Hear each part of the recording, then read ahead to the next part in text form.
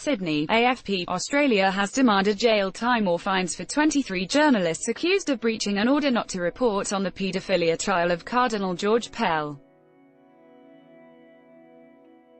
In a court filing released on Tuesday, March 26, the Department of Public Prosecutions called for the reporters in 13 of the country's leading news organizations to face trial for contempt of court.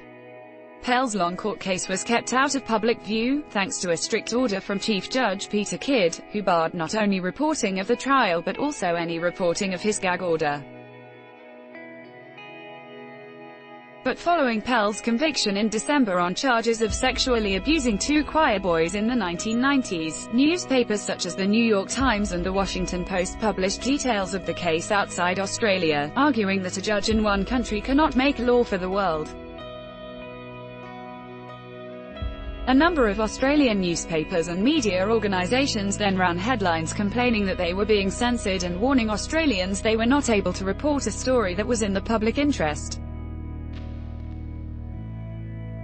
A series of suppression orders had prevented reporting details of the case against Pell since May 2018, with judges arguing they were necessary to avoid prejudicing juries in two scheduled trials of the top Vatican official. The suppression order was lifted after a second trial due to begin next month was abandoned.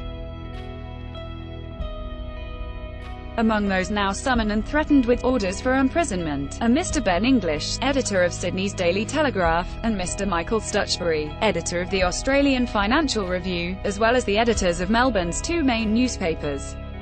News organisations cited included media magnate Rupert Murdoch's Nationwide News, Australia's biggest newspaper group, and Nine Entertainment, which recently bought the country's second newspaper publisher, Fairfax Media. A preliminary court date has been set for April 15.